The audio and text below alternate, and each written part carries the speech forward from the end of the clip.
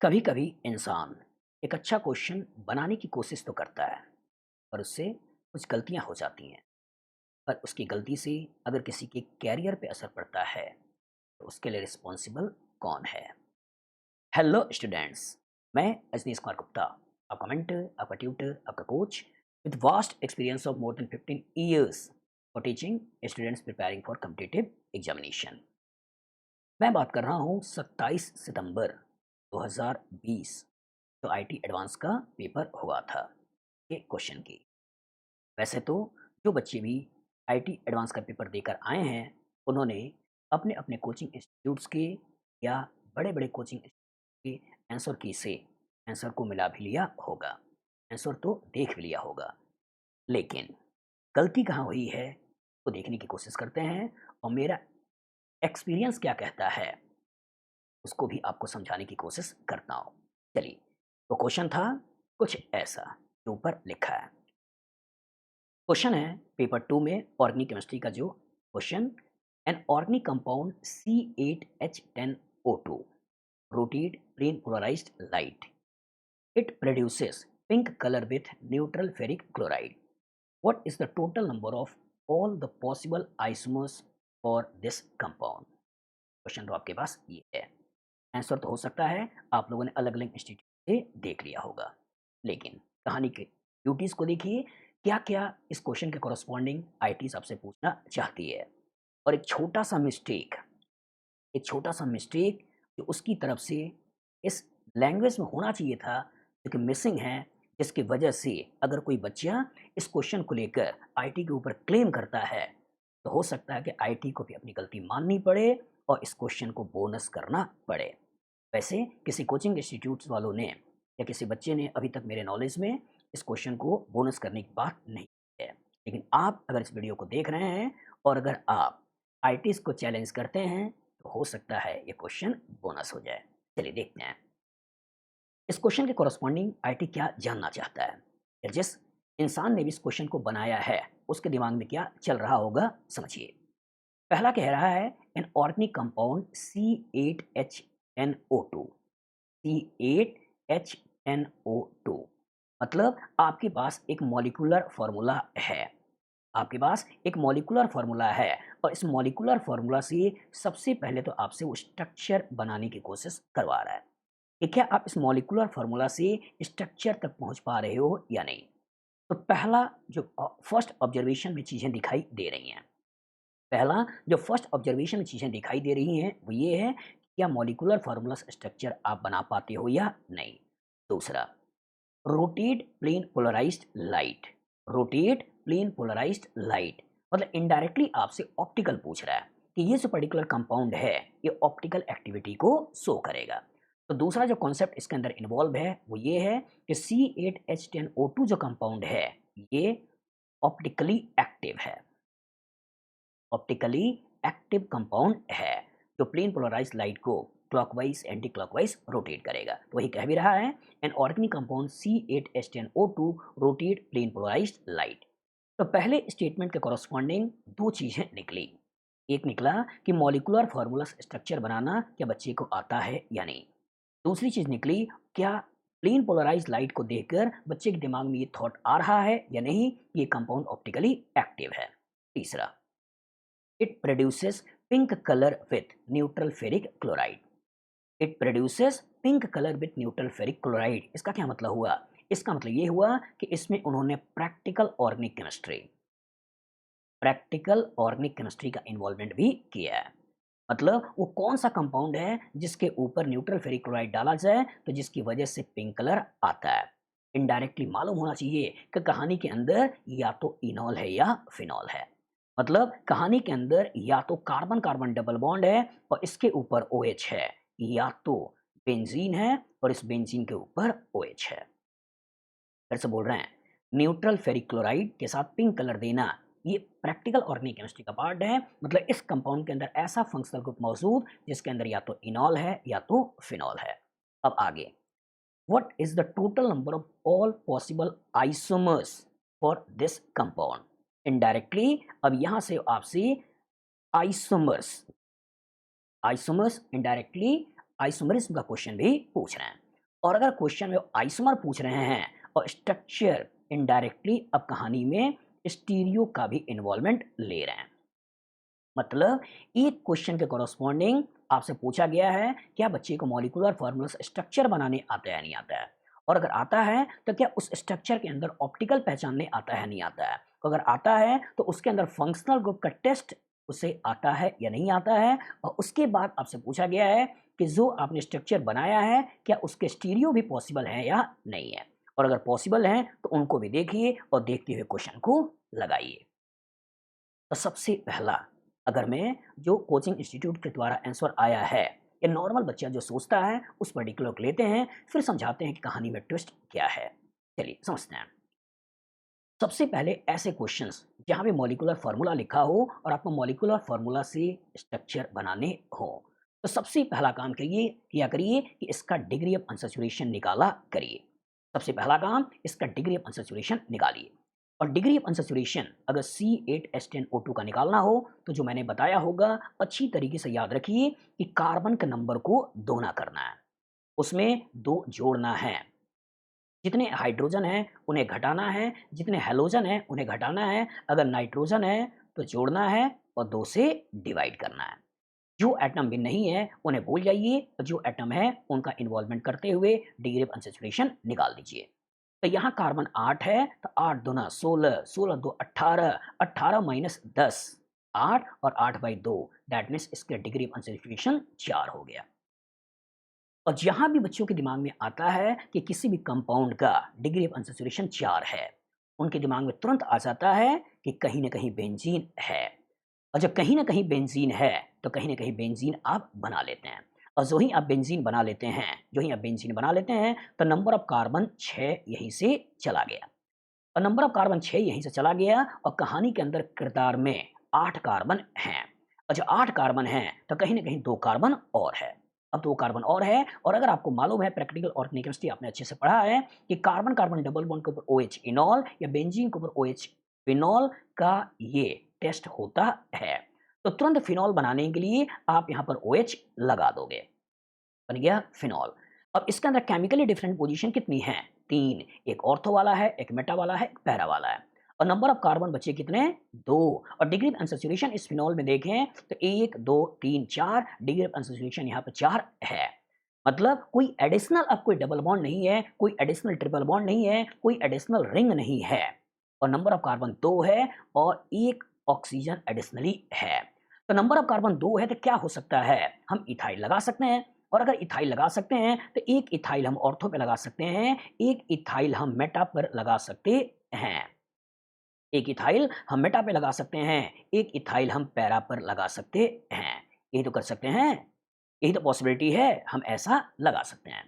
दूसरी पॉसिबिलिटी क्या है? इसी इथाइल को हम डाई मिथाइल के रूप में भी तो सोच सकते हैं। और अगर डाई मिथाइल के रूप में सोच सकते हैं तो इसका मतलब फिनॉल हम लगा सकते हैं यहाँ पर 2,3 डाई मिथाइल फिनॉल हम बना सकते हैं यहाँ पर, यहाँ 2,4 डाई मिथाइल फिनॉल हम बना सकते हैं यहाँ पर 2,5 डाई मिथाइल फिनॉल और हम बना सकते हैं यहाँ पर 2,6 di methyl phenol.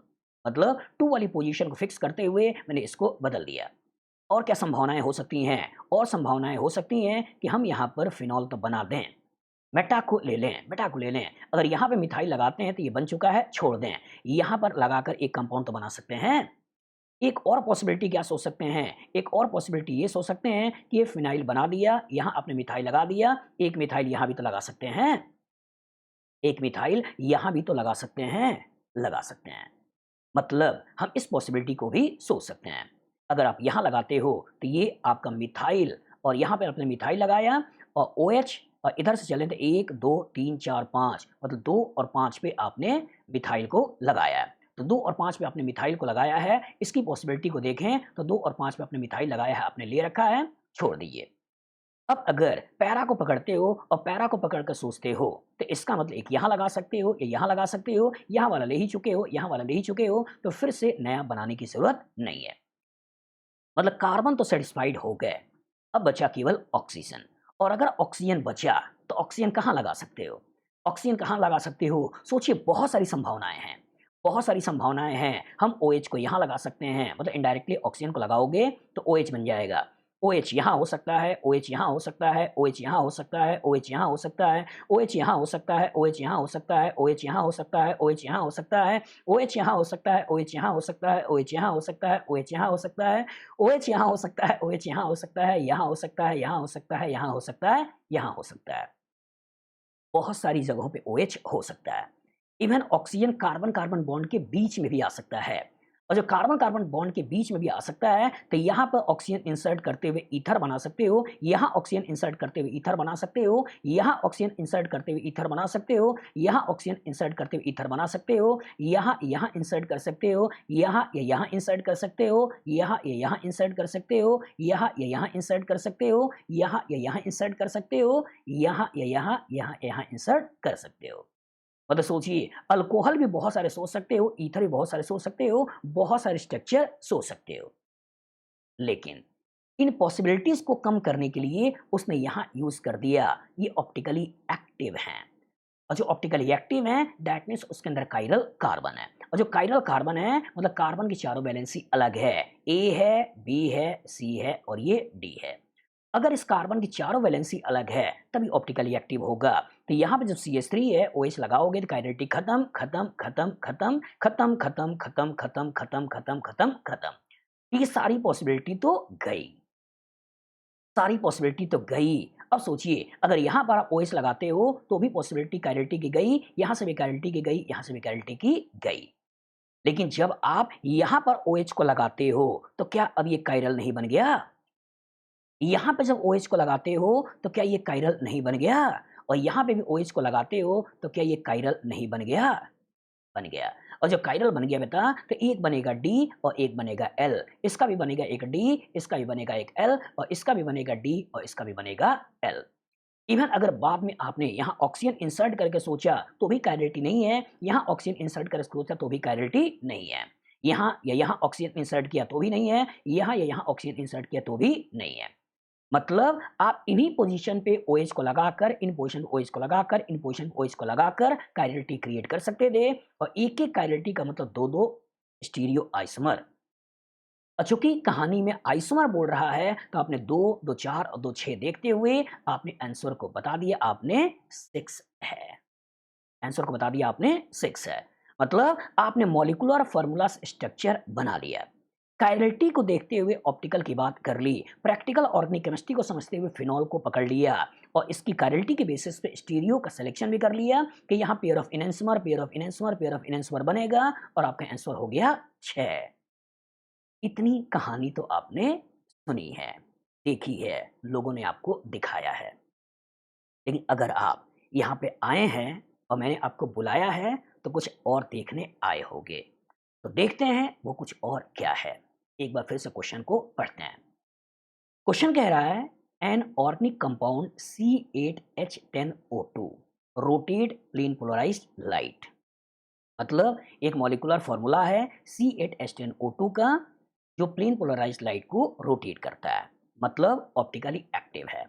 It produces pink colour with neutral ferric chloride, मतलब इसके अंदर इनॉल या फिनॉल है। फिर the total number of all possible isomers for this compound, ये सारे आइसोमर बताने हैं। कुछ अलग नहीं लग रहा है? नहीं लग रहा है। क्यों? क्योंकि आपने अभी इतनी दुनिया देख ली है। अलग क्या है? अलग ये है बेटा कि आप अभी तक सारी संभावनाएं लेके चल रहे हो, वो सारी संभावनाएं लेके चल रहे हो फिनॉल की। आपने कहानी में इनॉल तो देखा ही नहीं। आपने अगर कहानी में इनॉल तो देखा ही नहीं, तो क्या इनॉल जो इस मॉलिक्यूलर फॉर्मूले को फुलफिल करता हो वो लेकर नहीं बना सकते हो?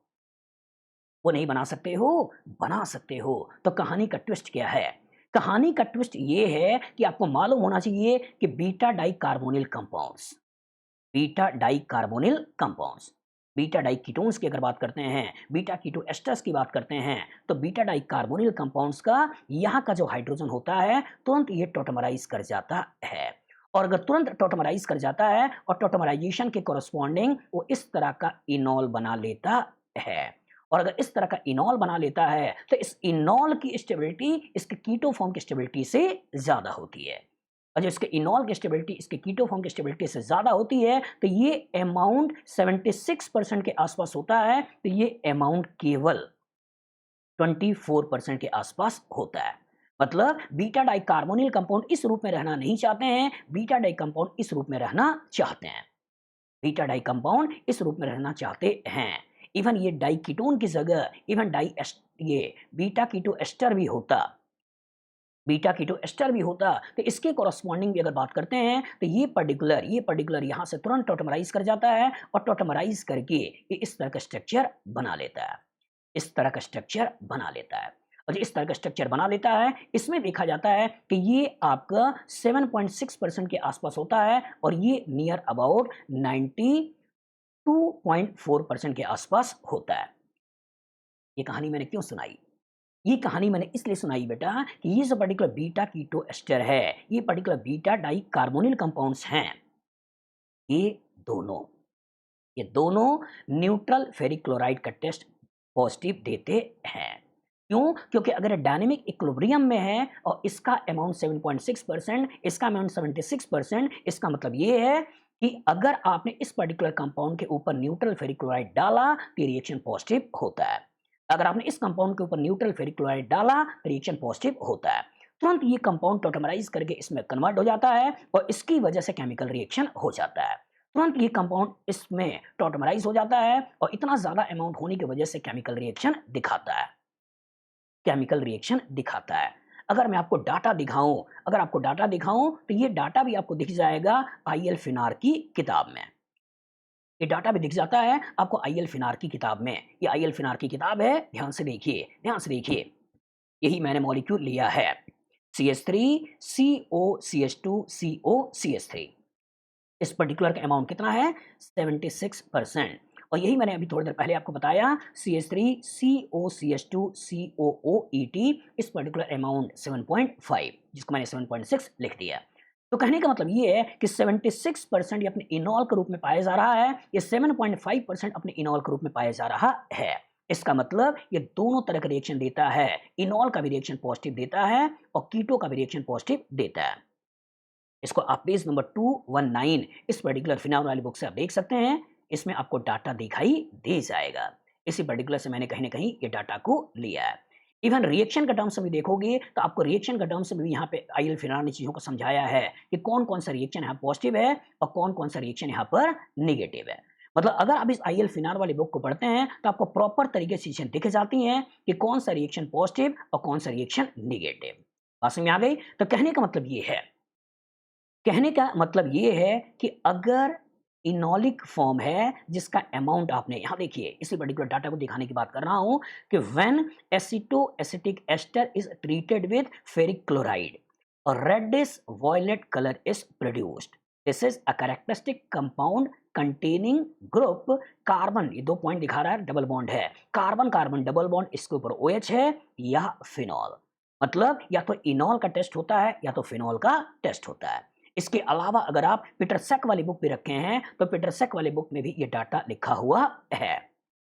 पीटरसैक अगर आपके पास मौजूद है तो पीटरसैक में भी डाटा लिखा हुआ है CH3 COCH2 COOET, इस पर्टिकुलर का अमाउंट कह रहे हैं 8%। और अगर मैं डाई कार्बोनिल वाली बात कर रहा हूं CH3 COCH2 COCH3, इसका अमाउंट है 76.4%।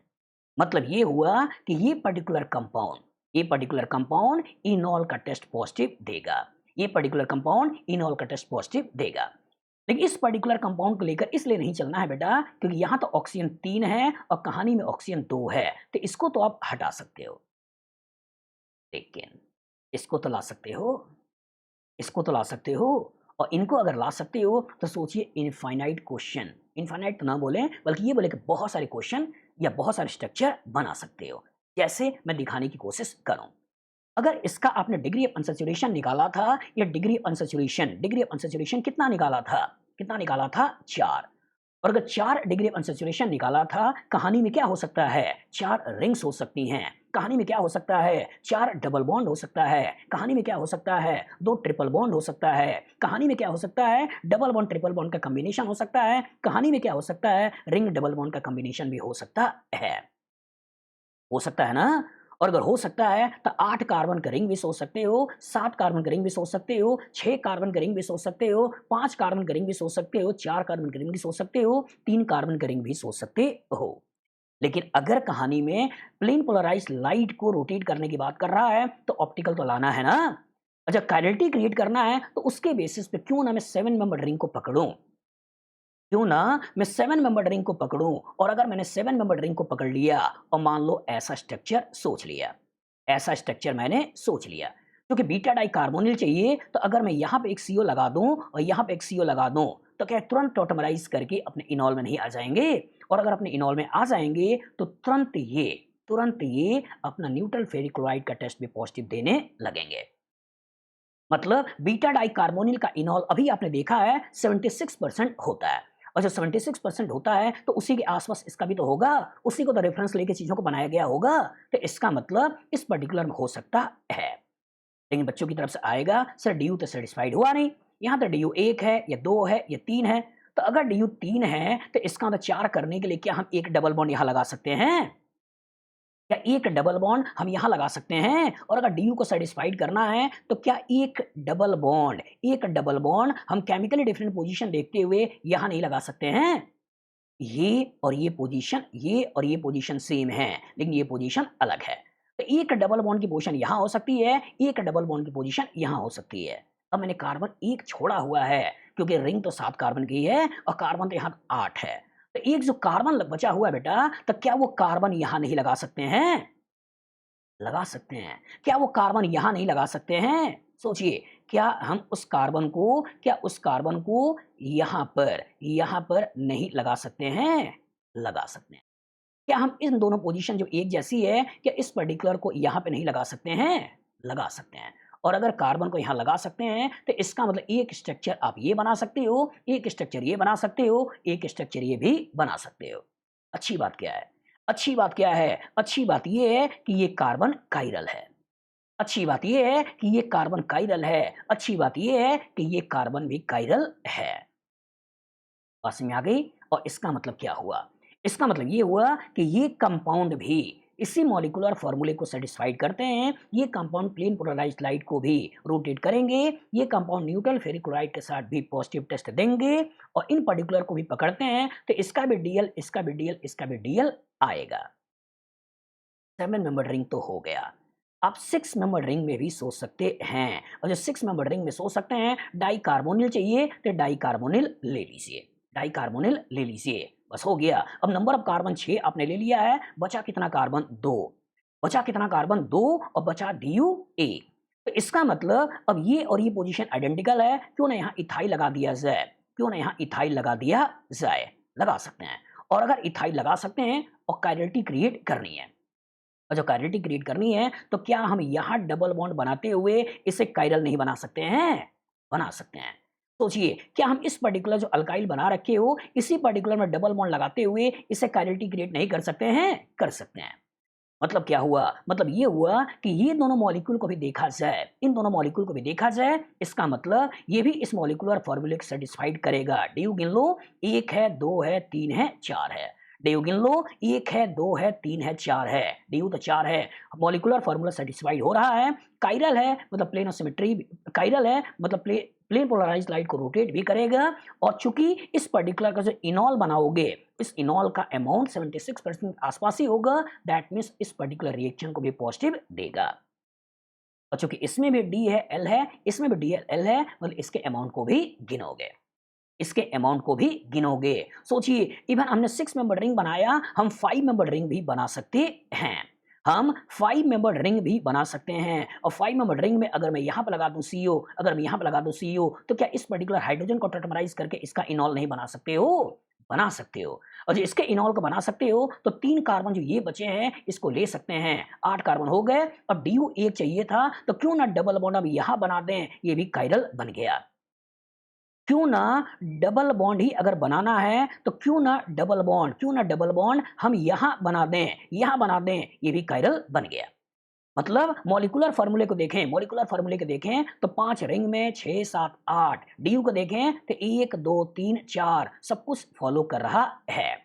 मतलब मॉलिक्यूलर फॉर्मूले को फॉलो कर रहा है, प्लेन पोलराइज्ड लाइट को भी रोटेट करेगा क्योंकि कायरलिटी आ गई, न्यूट्रल फेरिक क्लोराइड टेस्ट भी पॉजिटिव देगा क्योंकि बीटा डाइकार्बोनिल कंपाउंड है और इसके अंदर भी कायरल कार्बन है, इनकी पॉसिबिलिटी भी तो गिन लोगे, इनकी पॉसिबिलिटी भी तो गिन लोगे। 5 मेंबर्ड में एक तो बहुत अच्छा सा स्ट्रक्चर बन सकता है, वो अच्छा स्ट्रक्चर ये भी सोच सकते हो, ये भी सोच सकते हो इस पर्टिकुलर को लेते हुए 1,2 डाई कार्बोनिल को लेते हुए, इस पर्टिकुलर का इनॉल तो फिनॉल के आपके यूं कहें कि जो इनॉल फॉर्म है, ये फिनॉल जैसा जो इनॉल फॉर्म है उस पर्टिकुलर के आसपास होता है। 99.99% ये कहीं ना कहीं इनॉलिक रूप में ही पाया जाता है। इसका अगर मैं इनॉल बना दूं तो ये इनॉल आपका कुछ इस तरीके से दिखाई देता है।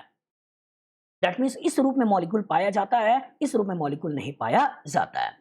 सोचिए अगर इस रूप में पाया जाता है तो इस पर्टिकुलर के अंदर भी आप कहीं कायरलिटी क्रिएट कर रहे हो, क्वेश्चन को क्रिएट कर सकते हो। और कैसे बना सकते हो? सोचिए अगर मान लो मैं इसी पर्टिकुलर 5 तो ले लिए हैं और छठा चाहिए तो इस पर्टिकुलर में 6 7 8 कर लें और 8 कर लें। अब यहाँ पे सब्स्टिट्यूशन लगाते हुए क्वेश्चन को क्रिएट कर दो, यहाँ पे सब्स्टिट्यूशन इसी प्रोफाइल को लगाते हुए क्वेश्चन को क्रिएट कर दो। बना सकते हो ना?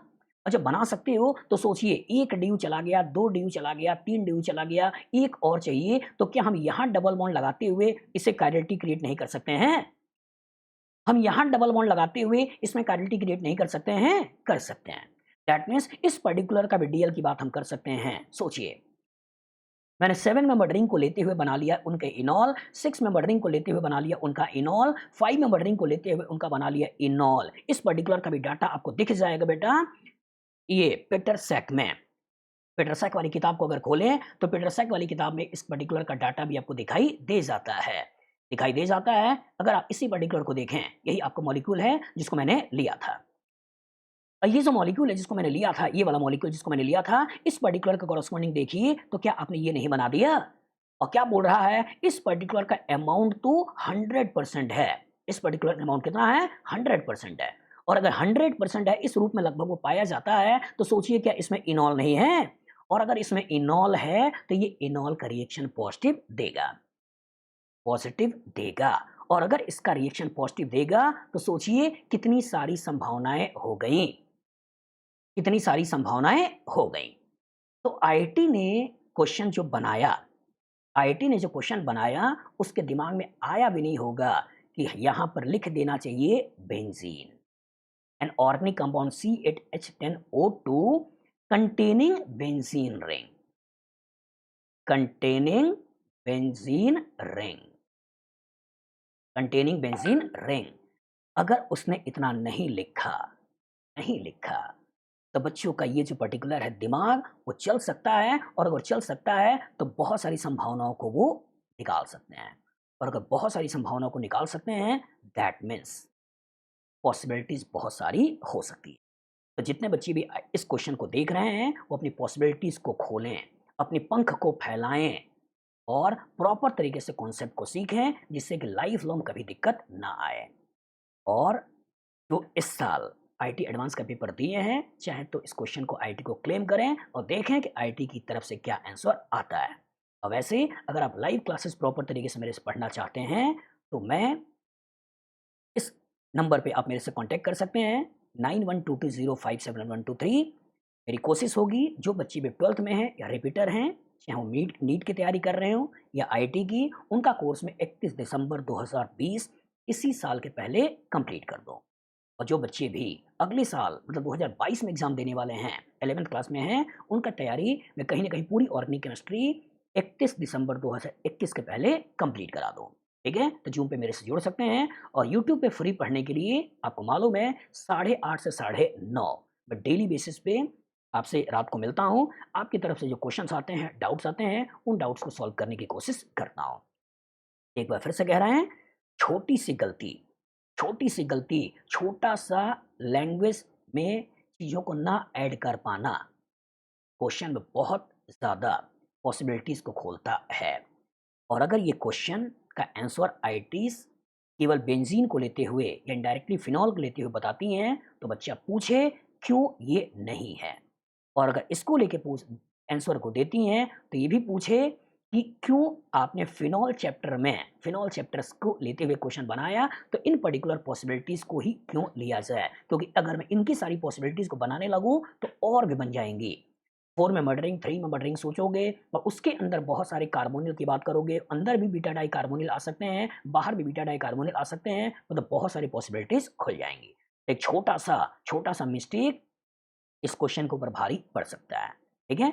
लेकिन नॉर्मल पिक्चर में अगर बात कर रहे हैं तो फिनॉल लेते हुए आगे बढ़ सकते हो। लेकिन कायदे से इस क्वेश्चन में करेक्शन है और अगर क्वेश्चन में करेक्शन है तो आप आईटीज पर क्लेम करिए, देखिए हो सकता है आईटीज क्वेश्चन को बोनस करे।